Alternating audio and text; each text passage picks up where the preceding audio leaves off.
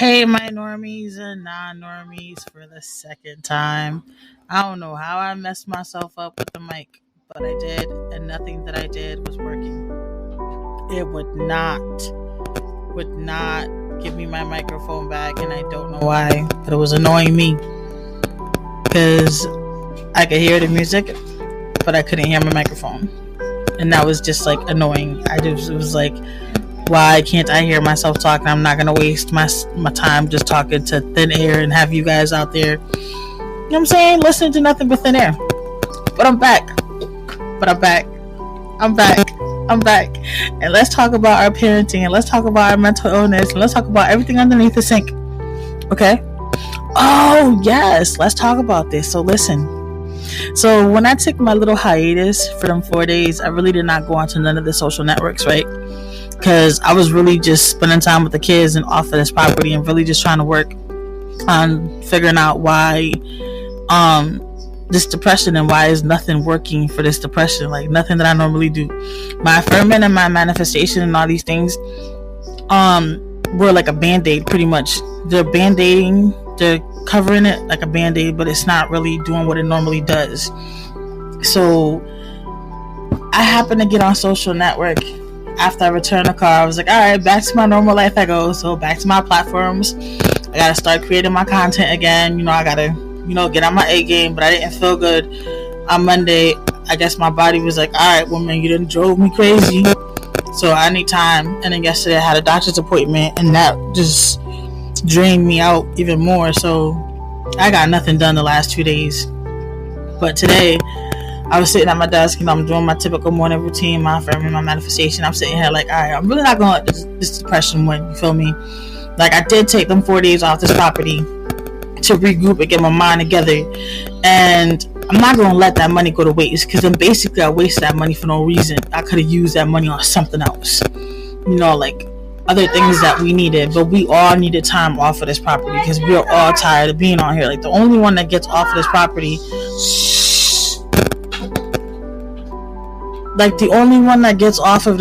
is Delano when he goes to school, and Biva whenever she walks to the store. So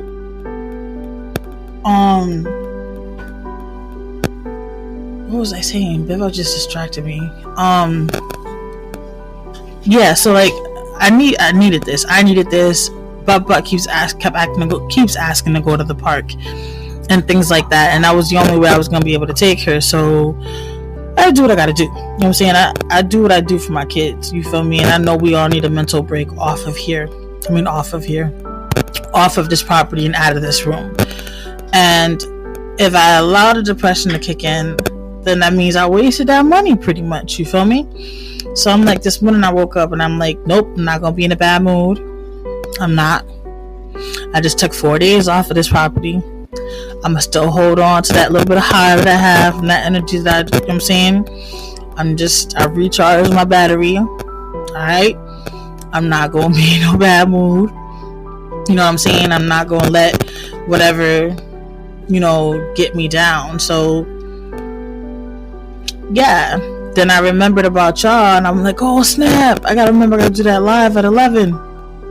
Did I have my little technical difficulties, and my typical normal self would be already irritated by now. I'd have been like, forget y'all, I'm not going back up there. Or I would have just been like spazzing and in a bad mood and irritated. But I'm not gonna let that happen, because I just took 4 days off of this property, and I'm not gonna let myself go backwards. I'm gonna fall forward, not backwards. And I'm not gonna allow it to interrupt my feelings and my emotions. And I really don't know who that is calling me. My feelings and my emotions and disturbing me and putting me in a bad mood. Especially when I got off of this property so I can try to get in a better mood. But that's where the conversation that I was talking about, the environment, is really important. And I never really thought about it that way before. Like, I never really paid no mind to my environment before. I never really, before living here, okay, and before living in the previous spot before here, I never really paid no mind how much my environment really affected like my moods and my emotions. I never realized how important it really is. Like, if you're not happy where you are, how do you expect to be happy anywhere else? You can't. Like, if you're frustrated where you are, then you're gonna be frustrated everywhere else. Like, how are you going to succeed, anywhere else? Like, if you're not happy where you're supposed to be safe, where it's supposed to be your, like, your domain, your husa. Like, you need somewhere to be able to go and relax and not have to worry about the rest of the world, or care if the rest of the world is, out there doing whatever it's doing. You at least have a safe haven. That's what it's supposed to be. That's how it should be. And I realized that, as of recently, how important that environment is when it comes to your mindset. Because, man, I don't know. Honestly, being in a place where your mind isn't being, like, nurtured, and it just feels the pressure, it's not good. It's definitely not a good space. Not at all. Not a space that you want to be in. That's why it's always good to make sure that your environment is providing you what you need. That is imperative, and it's important. And I learned that, and I'm still learning it on my own, mind you, not because somebody else done taught me, but I'm learning this joint on my own. And I'm learning it the hard way. The hard way.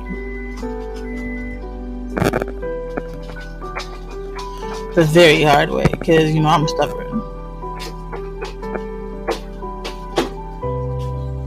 I'm very stubborn and hard-headed.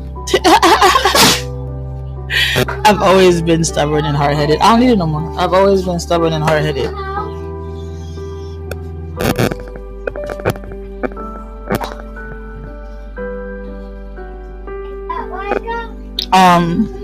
Sorry, y'all. I'm getting sidetracked with the kids. It's like my ADHD is not on focus right now. And, I can't stay focused. And I guess it's also because I'm trying not to let my technical difficulties from earlier, get the best of me. So I'm not really that darn focused. I'm trying to be focused for y'all, but it's just like, I ain't all that darn focused. I'm not gonna lie, I'm really not. Like, I feel like I'm all over the place right now, which is not a good thing. It really ain't a good look.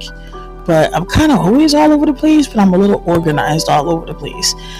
Then it don't help that my doctor, my psychiatrist, he left the practice. I'm in the process of finding another psychiatrist, because now I just found out he's becoming a famous doctor now.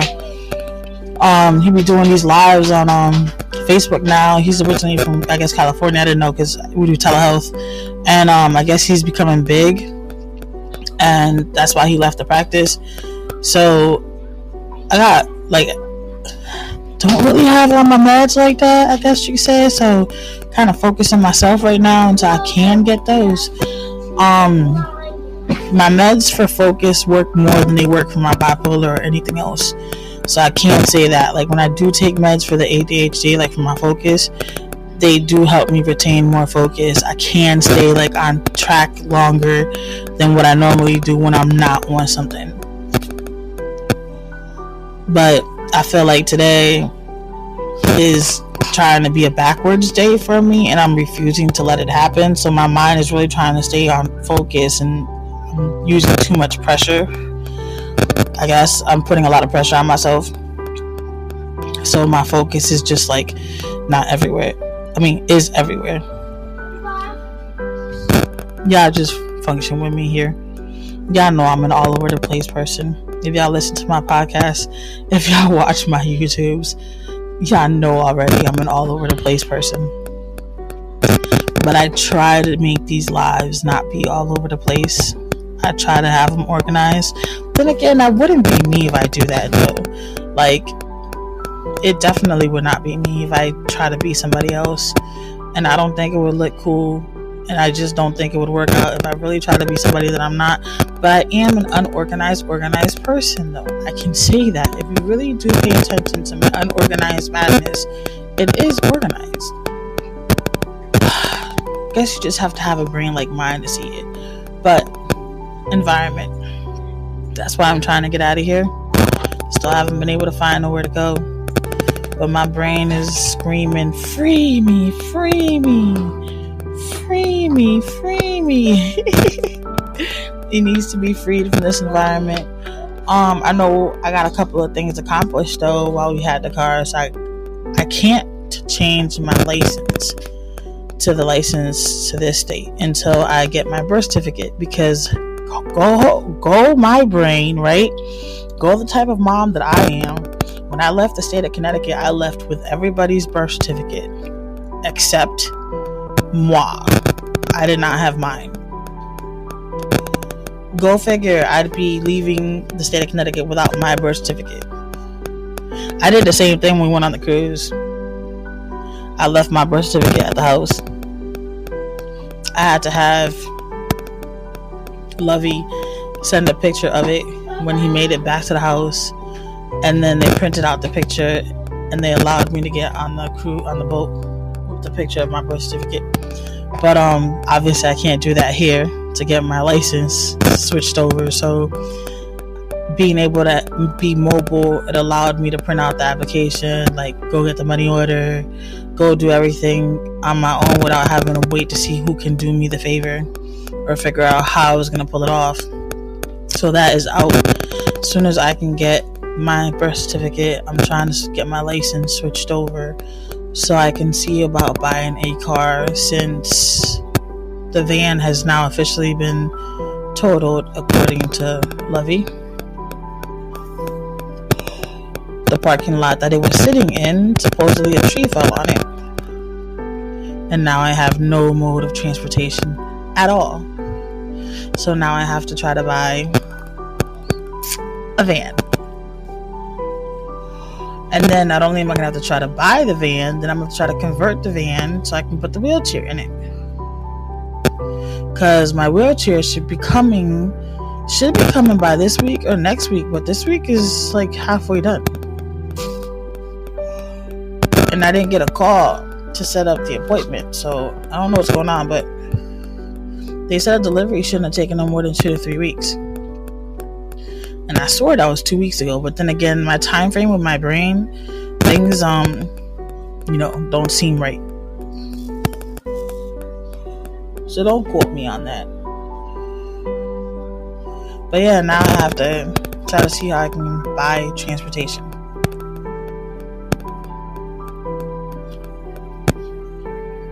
Taking these days off and getting off of this property as well, it allowed me to do a lot of thinking. And I realized that a lot of the situations that I put myself in was because I was too busy helping other people. Like right now, I have no car, all because I was helping somebody else. That person asked to borrow the car, never got it back.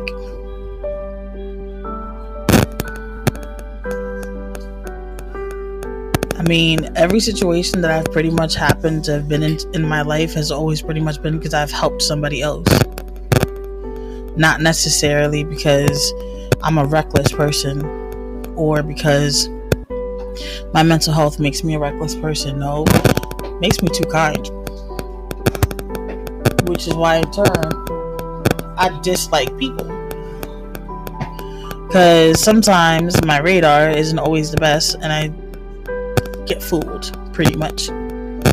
And I think mental health plays a part in that, because sometimes we're so afraid of not being accepted or understood that we tend to do extra or go overboard or give more than what we should because we don't want to lose those that we have in our lives, I guess you can say. Not necessarily lose them, but like, I don't know how to explain it. It's not that you want to lose them, but you try to keep those that you love and you care about happy. especially when you know you're a handful. So you try to compensate where you can't compensate at. And in turn, I feel like I've made a lot of really retarded decisions because of that. And if I would have probably accepted myself the way that I am sooner, probably wouldn't have made a lot of those decisions. Or I would have been a lot smarter about it than what I was, I guess you can say. Yeah, definitely been a lot smarter. Now I gotta pick up pieces again. My life before this was not this complicated. It was not easy either, but it wasn't complicated as it is now. I was on my own doing everything like I am now, but it wasn't as complicated as it is now. Ending up in a wheelchair makes everything a lot more complicated. I can't just get up and go, or I can't just get up and get a second job and say, all right, let's get out of here. Like, let me just work all these hours so that we can get on our feet. I can't do what I normally would do. That affects my ability to parent as well, because then it makes me feel less of a parent. Since I'm not able to provide, like, being able to DoorDash these last 4 days and getting some income that I worked for made me feel like, okay, I can definitely provide for my kids. You know what I'm saying? Like, I can definitely, if I had transportation, I can provide for my kids. I can go buy the clothes. I can go get what they need. I just need the ability, I need the things that I need to do what I got to do. And that's where everything falls in at, not being able to have it. And that's where the mental health comes in and kicks in and starts getting ready to kick my behind. And that's where it starts kicking me down. Like, oh, well, if you had 2 good legs, you could do this, you could do that. You can go back to work 2 jobs. Like, right now, honestly speaking, if we weren't in a motel and if we were in our own apartment, we would be fine because I would be working from home. I would have went and gotten my contract back and I'd be working from home. We would not be needing anything financially. Like, you guys would be hearing so many different things coming from, us probably even being able to do more. Probably would have already had a car. But, I mean, it is what it is. Things happen for a reason. There's a reason to every season, right? Sometimes you have to go to one season in order to get to where you need to be. So I'm holding on to that faith that this season is going to end soon. We're going to get to that blessing. That I don't know what other words were going to come out my mouth. They just stopped. Sorry, y'all. Don't know what the heck else I was about to say. It was in my thoughts and it just did not come out my mouth. But the environment plays a big part. Make sure your home is that your home.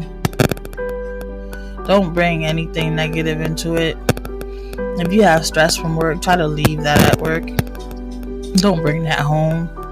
Let that be your safe haven. I mean, I've learned so hard that your home has to be your safe haven. Like, you have to have somewhere where you feel safe, where you feel comfortable. It's too much pressure on your mind if you don't. Like, your mind is very powerful, like I constantly say. And if the neurologist is right, and a lot of this that I'm going through plays a part in my mental health, then I'm hoping one day I can get my legs back. I'm hoping one day I could, have my mental health get back to what it was before. Because whatever it's going through now is affecting completely all parts of my body. Like yesterday, normally I'm pretty okay, like going to the doctor and being able to walk from the car to the door and then sit down when I get inside. Yesterday, my legs were shaking so bad. Like, I had to walk like a darn turtle. And I couldn't take the walker because I didn't have the strength to utilize the walker, it would have taken more energy, and it would have taken a lot more out of me if I definitely would have used the walker. So I just thugged it out and walked it real slow. But when things like that happen, I'm always afraid I'm gonna fall. It's happened a couple times where I've almost fallen, and that just reminds me of like how hard I work to just do the simplest things, but I refuse to give up on doing them, if that makes sense. Like, I could easily be like, F it, I'm not going. It is what it is. Like, I'm not gonna make it. Like, I can't walk. I'm gonna cancel. I'm gonna reschedule. I was waiting for that appointment for 3 weeks. So if I would have rescheduled, I would have to wait for a whole another 3 weeks. But I went. It didn't go how I wanted to, because I originally went to try to get an emotional support letter so that I can start getting my dog to become an emotional support dog. But my doctor has a particular issue against pit bulls. And as soon as I said it was a pit bull, he refused. And here he goes with the, pit bulls attack. They're just attack dogs and this and that and all they do and da-da-da-da. He triggered the daylight out of me. Like, I literally had to be like, listen, I understand what you are saying, but not all dogs are the same.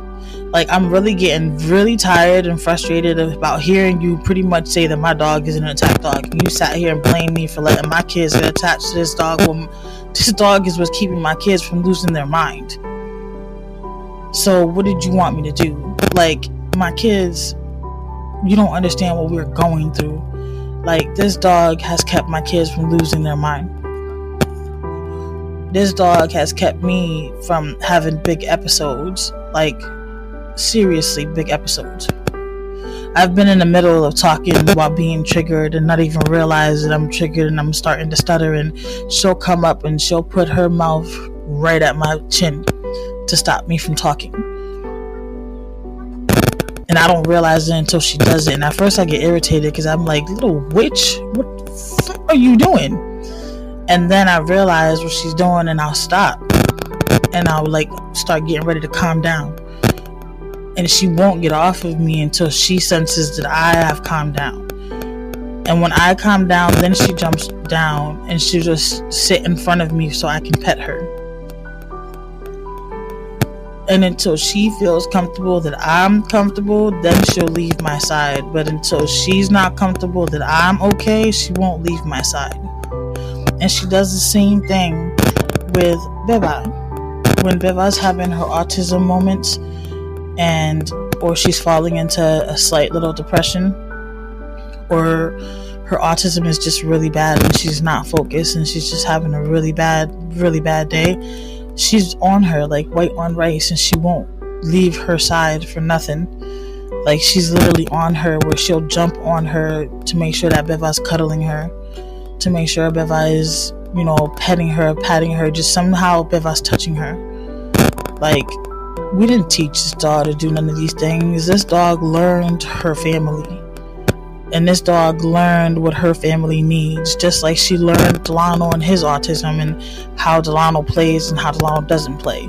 At first she didn't like it. She used to bark and nip at him. And she would nip him. And now she finally understands him and understands that that's just who he is. It's his autism. So now she doesn't nip at him. Now when she wants to play with him, she nips him when she wants to play. He at first didn't understand that that's what she was doing it, and now that he gets it, now he plays with her. You know what I'm saying? Instead of getting mad and frustrated. Like, this dog has learned our family and learned our mental illness, and has learned how to function with our illnesses in such a manner that why would I not want to get her trained to be an emotional support dog? Why would I allow somebody to speak about her in such a negative manner when she's far from an attack dog? when she's far from being aggressive. I understand a lot of people have such a bad image on pit bulls, but any breed can be aggressive depending on how you raise them. It has nothing to do with the breed itself. It's the environment. Once again, the environment. Okay, it's the environment, because Koa is the most lovable dog ever. Don't get me wrong. I know that if we ever feel like we're in danger, Koa will do what she has to do, because if strangers come to the door, she looks at our reaction first before she even does anything, unless the stranger then came in with somebody that she already knows that we know and we're comfortable with, then she'll be okay. But if it's somebody that we don't know and she's never seen before, she'll stand next to us. And I've watched her. She'll look at our faces. She'll look at our body language. She'll wait to see what our reaction is before she does anything. She will not go towards the person. She will not move. She'll be right by our side, and she's waiting for us to see our interaction with that person. If our interaction with that person is okay, then that's when she gets all happy-go-lucky and all friendly and all want to be jumpy all over that person and all this other stuff. But if she feels that the interaction is not okay, she's right by our side. Like, we have to hold her by the collar, but she's right by our side. We hold her by the collar, obviously, because I don't want her to, when we're out the door, then we have to go chase her.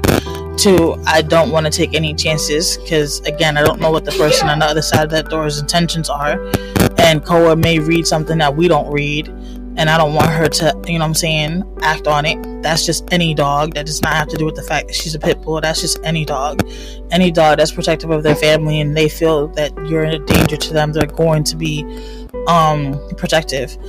So outside of that, though, she's not at all in any shape, way, or form. Her canines are very sharp.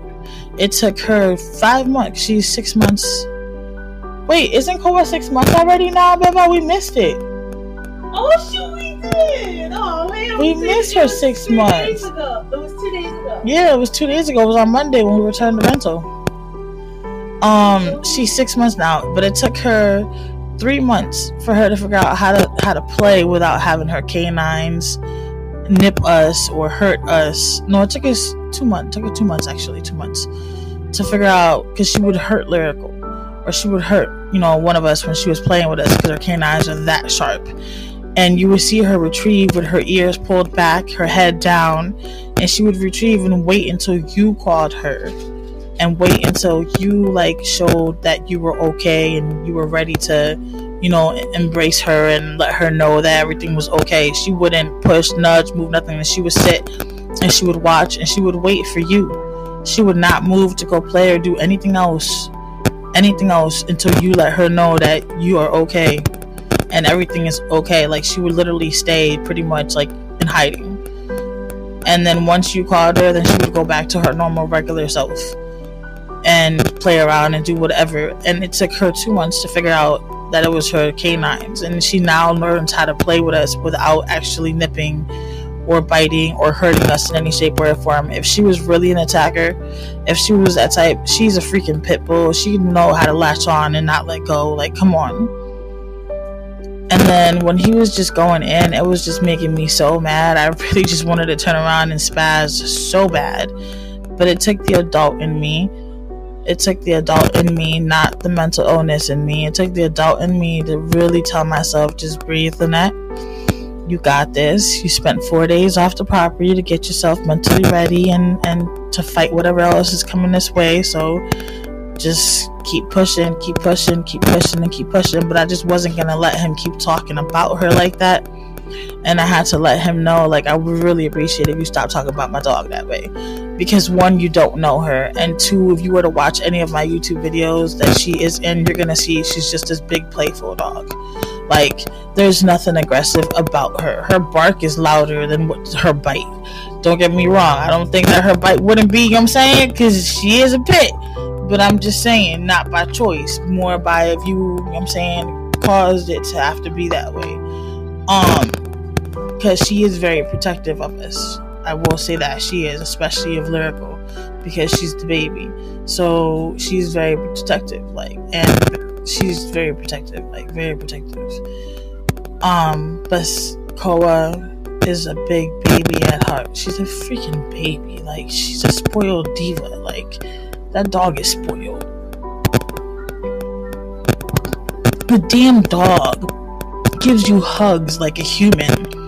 She literally puts one paw on one shoulder, the other paw on the other shoulder, and then she puts her head on one side of your shoulder to give you an actual hug. But when I say she puts the paws on each shoulder, she puts them in the back of your shoulder to push you towards her, to embrace you. And then she puts her head on the other shoulder so that she can actually hug you. And when she does that, then she nibbles at your ear, because that's her way of kissing you. She knows not everybody likes kisses in the mouth. And before she even goes to give you kisses in the mouth, she'll put her head back and she'll look at you to see if you're going to move your face or not. Come on. Don't be talking about my boy baby like my boy baby's an attack dog. Because my baby's far from one. And that was just making me so mad. Now I need to find another doctor that'd be willing to help me get Koa as registered as a emotional support dog, because I can't get rid of her. There's no way. She's a part of our family. She is a part of our family, and yeah, she's a part of our family. So it's just not gonna happen. It's not gonna happen. That's like asking me to get rid of Skit or Demonoid, the hedgehogs. I don't really deal with Skit and Demonoid. I don't hold them. I talk to them. They sit next to me all day, every day, and they always come towards me in their bins, because they know that I'm always right next to them. So whenever I'm here, I always hear them scraping towards the bin where I am, and then I'll look over and I'll be like, "Hey, you're up," whichever one it is, it's up, and I'll talk to them. I'm not a big petter of the hedgehogs, because if I feel if they prick me by accident, I'm gonna get pissed. I'm gonna punch them. So I'm trying not to. You know what I'm saying? I gotta wait till I get my anger down a little more to control. So I talk to them, and they know my scent, because I do put my hand towards their nose, so they know my scent and they know my voice. But I just don't hold them. If they're on the bed and I'm on the bed, then yeah, they come towards me. I'm cool mode, but I don't really pick them up. But I wouldn't get rid of them. They're part of the family. They are supposed to be nocturnal. They're not supposed to be day animals. They're supposed to sleep during the day and be up at night. But because they're so part of our family that whenever we're up and they sense and they smell us, they come out. They come out to be out with us. You know what I'm saying? They'll take their naps throughout, the day, but they'll come out to be out with us. When they really want to come out, they'll really scrape at the bins to kind of let us know, hey, we want to be out there with you. And we'll take them out. We'll take them out for a walk. Beva loves taking them outside. They love going out for fresh air. So it's getting rid of them. I wouldn't get rid of them either, because they're part of the family. I'm just saying, I can't do that. That'd be messed up. Especially the kids can't take another loss like that. They already lost Max and Bella. That's just way too much. Beva's still holding on to that one. We still talk about it every once in a while. She really still feels that loss. So imagine if she would have to lose another one. That'd be way too much for her. And she's already dealing with a lot as it is. She already talks about how she needs to go to the hospital, but she can't go to the hospital because she can't leave me alone, because I can't do everything by myself and the kids, and that's not fair. So if our environment would have been better, she would already been able to be at the hospital, get on the right meds, because the meds that she's on isn't working. and she wouldn't feel like she's about to have a nervous breakdown. I would be in a better mental health headspace. The only one that's actually doing okay right now, not really, okay school-wise, is Booger. He came home with all A's, and his progress report is actually saying that he is progressing. He's working really hard on being more organized, on keeping his things together. He's making a step at following, what's the word that they use? It's not about organization, but he used to just like do things his way in his steps, which kind of always amounted to everything being everywhere.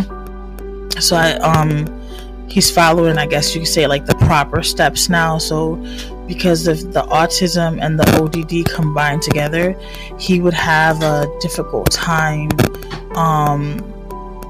how can I put it, like doing what they said, because with the ODD wants to do what the ODD wants to do, and the autism has its own way of doing it too.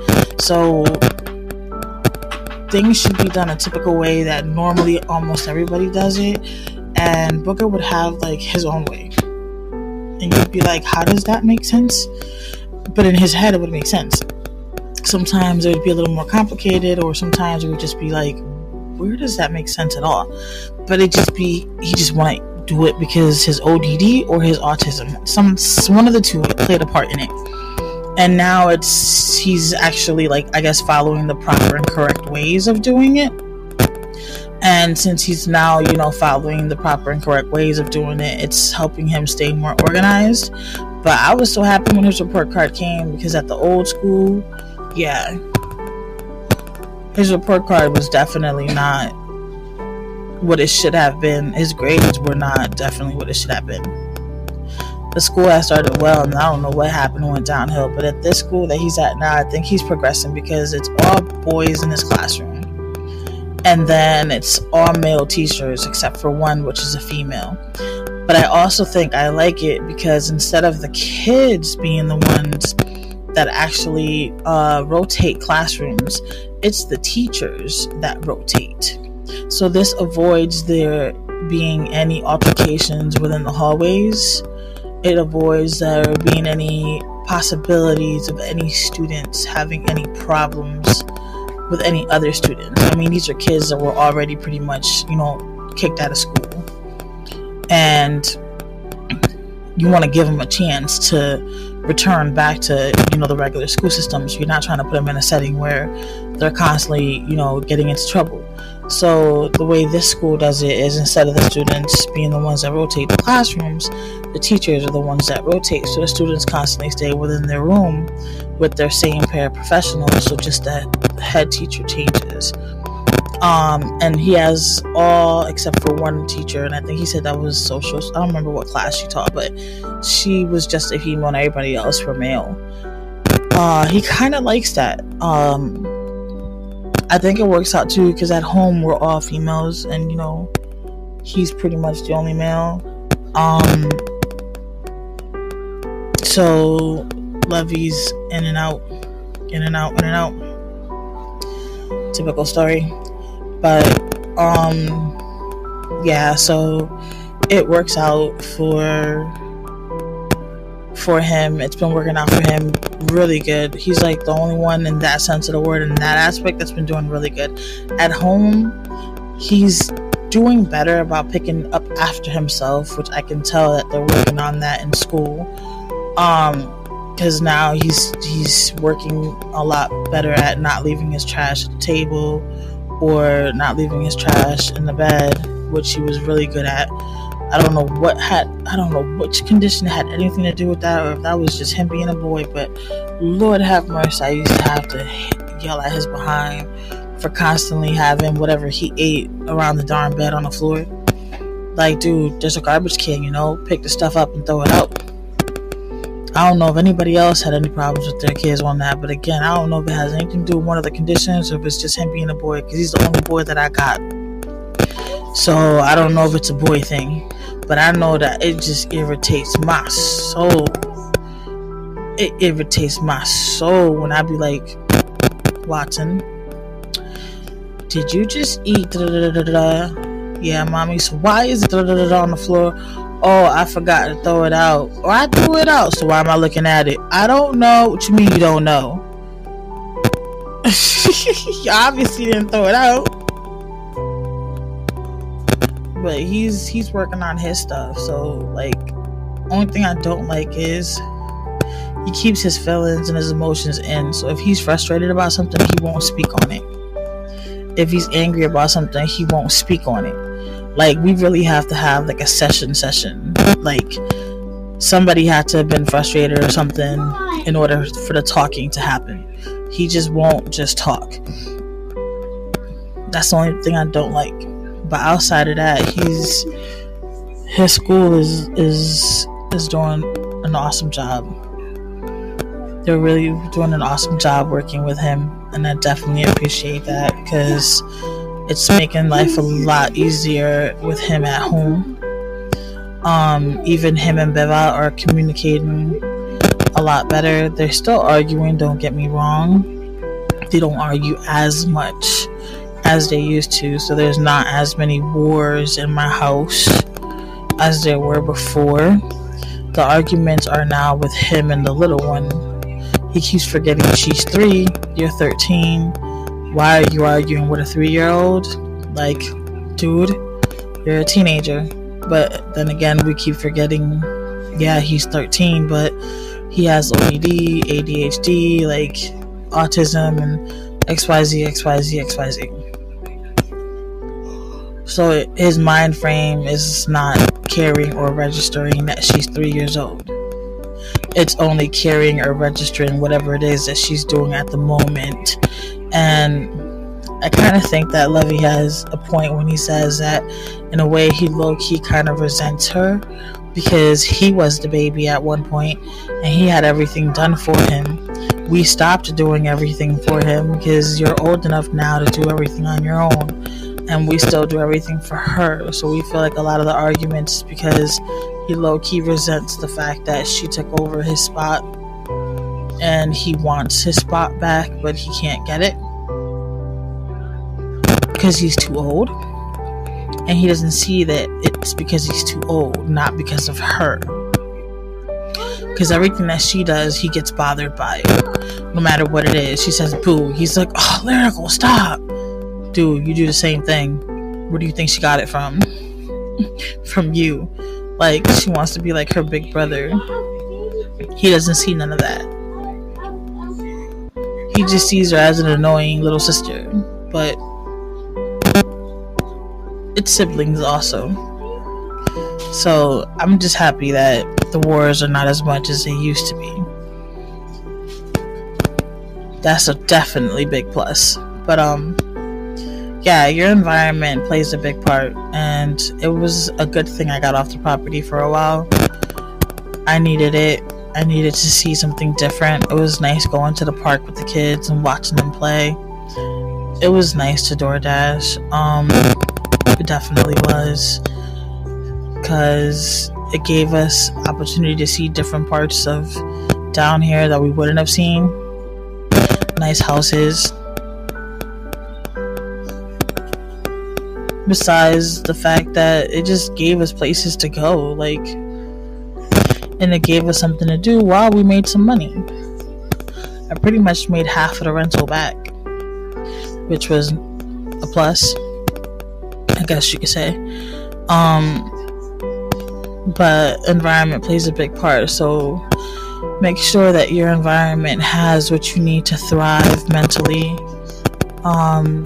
especially if you deal with depression and other things that require you to have a certain type of environment so that you can thrive. Make sure your environment has that positive energy that you need. And if you don't have a support system, that's okay. Be your own support system. Like, I have to be my own support system. And it's possible, it's doable. I mean, it's not the most reasonable, to be honest with you. It really isn't the most reasonable. But it is definitely doable. Like, it's okay to not have someone. I mean, it's more desirable to have someone there. Yes, it's easier when you have someone there. It's a lot easier, but then again, you can always have someone there that really doesn't know what they're saying or what they're doing, and it can make matters worse. So in that case, it's better not to have someone there. But if you don't have that support system, be your own support system. Be your own cheerleader. Write yourself positive notes. Put them up. Put them up wherever you look at. Put them up. That wall that you always look at, or that nightstand that you always look at, wherever that direction. There's always a direction that we always have, that we always look at. I don't know if I'm the only one, but I can't not be the only one. There's always a spot in your room or in your house, wherever you spend the majority of your time at, that you always look at, that you're always staring at, or that you always just glance over to, or I don't know, for some reason it always catches your eye. There's something there that always catches your eye. Well, in that same particular area that always catches your eye, place those positive notes. You know, I laminated mine. I didn't take out my lamination machine, so I just used clear tape. I was gonna say duct tape. And I just covered it that way so that they don't get messed up. And the majority of the time I'm at my desk, so they're facing literally right in front of me. And they're just constant reminders of I'm cheering myself on. I'm pushing myself forward. I'm not going to let myself fall backwards. I'm not taking no backward steps. If I'm falling, I'm falling forward. And then I'm getting up and I'm dusting myself off, and I'm going to keep on pushing. But be your own cheerleader. Do not be afraid to cheer for yourself. Do not be afraid to support yourself. Just because there's no one else around there to do it for you doesn't mean that you cannot do it for yourself. I do it for myself every single day. I do it for myself all day long. If I didn't, I wouldn't be here today. If I didn't, I wouldn't be here right now. It's a hard struggle. Like, it's not an easy walk in a park. You know what I'm saying? When you don't have no support. But it's even harder when you're not supporting yourself. We can't keep looking for other people to support us, and we're not our biggest fans, and we're not our biggest cheerleaders. Like, we have to first be our biggest fan and be our biggest cheerleader and our biggest supporters before we can even find somebody else to support us. I don't know who needed to hear that. I don't even know where that came from, but for some particular reason it was just on my heart and I needed to say it. So I hope it resonates with whoever needed to hear it, and I hope it helps. And if you really, really, really need someone to root for you, I'm right here. I'm literally just an email away. For real. I'm literally just an email away. And I'm on Telegram. If you have Telegram, I was thinking about creating a Telegram chat. I'm still not sure yet, but I am on Telegram. Lynette Hernandez. You can find me on there if you need to chat and you don't have anybody else to chat with and you really need someone to talk to. You can email me. You can hit me up on Telegram. You can DM me. You can contact me however it is that you need to contact me, and I'm right here with you. Okay? You're not alone. You don't have to walk whatever path you're walking by yourself. I'm definitely here with you. Oh, I did want to say, before the other podcast got messed up, when I was recording the other live, for some reason I'm really nauseated right now. I had taken the 4 days off, right, when I was doing time with the kids, and I didn't go on the no social network, and I wasn't looking at no social media or anything. I was literally just plugged off, and I finally went back on Monday, and I realized that on my parenting and mental illness page, I had a new follower that I know.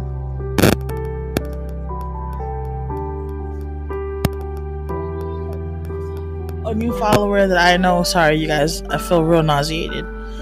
A new follower that I know that I'm not understanding why they're following my page. When the last message that they told me before they were blocked from my phone were not nice words, and definitely not a nice message.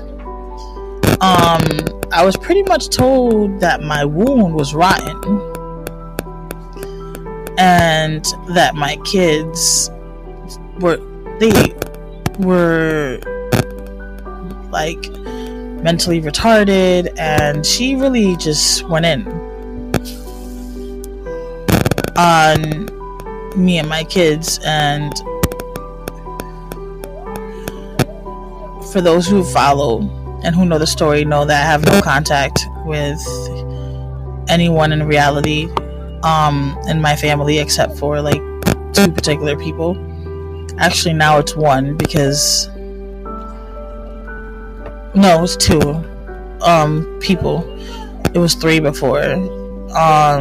The other one I haven't spoken to. But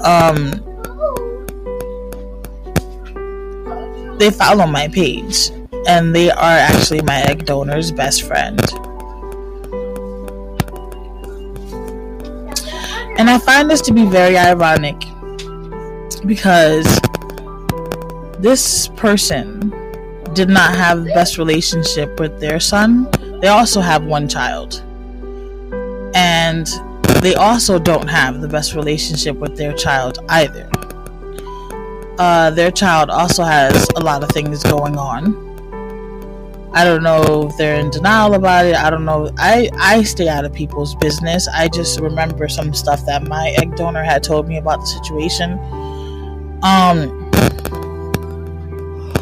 But my egg donor used to try to play the middleman between them 2. And, help. So I sat here. I remember when I got that text message, I was so pissed off, because first of all, she never had my phone number. So I know my egg donor gave her my phone number that day in order for her to text me.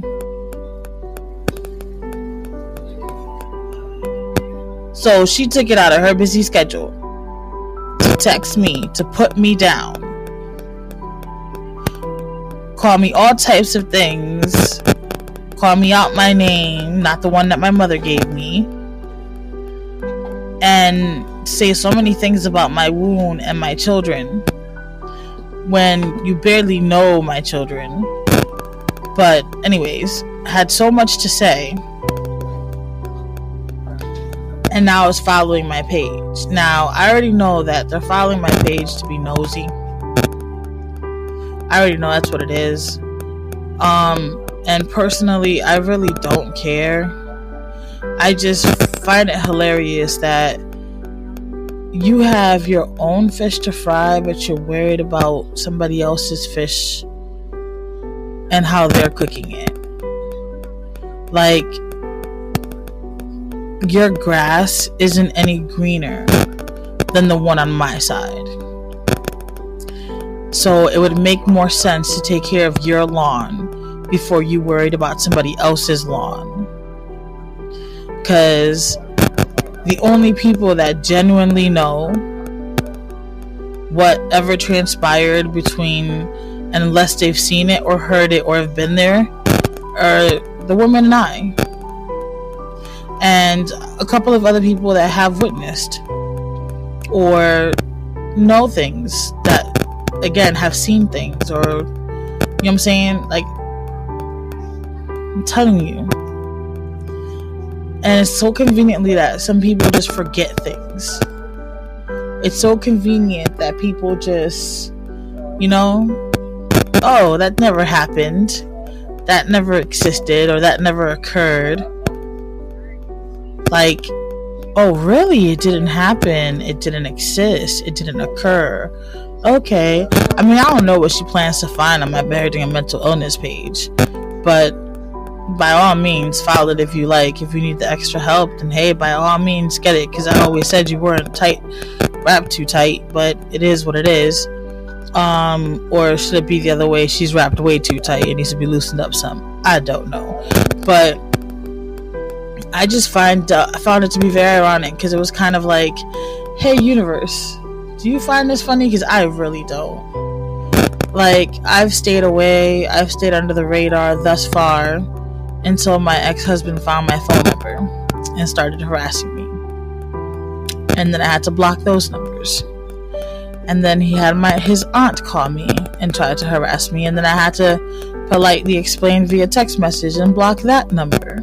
Like, I'm just trying to live my life, keep my kids safe, including their mental health, and get on our feet. Literally, if I'm able to get on mine again and actually utilize them better than just walking a couple of feet and then having to sit down, hey, I will give thanks to the Almighty all day, every day. But for now, I'm just trying to keep myself and everybody else that listens and accounts on me accountable to be here every single day, to be in the space that we're in every single day, and to try to make the space that we're in as better as possible. Because you can't keep trying to fix what's broken if you're using dried up glue. It's not gonna work. Can't beat a dead horse if it's already dead. Can't teach no dog new tricks. I mean, I can come up with some more, but I think y'all got the point. So if my trial and error can help somebody else out there and it can get them quicker to the end of their road without having to have so many obstacles, then hey baby, I'm gonna tell you what I done did and what I didn't do. I'm gonna take you on that ride with me, and hey, hopefully you ain't gotta have so many obstacles, and hopefully you don't feel alone while you're going through all your obstacles, and hopefully your obstacles won't be as difficult, you know what I'm saying, or as complicated. But yeah, trial and error sucks, but we all have to go through it. So I think that's about it. I just wanted to make sure I did my live. I wanted to catch y'all up on, what we did while we was MIA, which I did already kind of do that on the update podcast, but I kind of wanted to do it on the live too. Talked about the environment and how important your environment is to keep your mental health, safe. I don't care if that looks like lighting some candles. I don't care if you need to sage your space to cleanse out whatever you got going on. But let's get that going. Let's get that environment into a safe space so that those mentals have better opportunity to thrive and to succeed. Okay? Because, you could be doing everything possible. But your environment plays a major part in that. Okay? A very major part. It has been amazing talking with y'all today. It really has. I definitely appreciate for anybody who's listened in. I'd also appreciate if y'all would follow the podcast. Follow the podcast. Check out the blog, Life as a Single Parent Mental Illness.blog. Shoot me an email if y'all want to have a certain topic, or if y'all have questions, concerns, whatever the case may be, or if, again, you need support. It'll be Lynette, LINETTEH at Life as a Single Parent Mental Illness.blog. Or Parenting with Mental Illness. Wait, can't give y'all that one. That one actually is not even logged in. Life as a parent of mental illness at gmail.com. What's the other thing? I am still in need of case study volunteers for my coaching certification. So again, if anybody's interested, email me to the email that I just stated.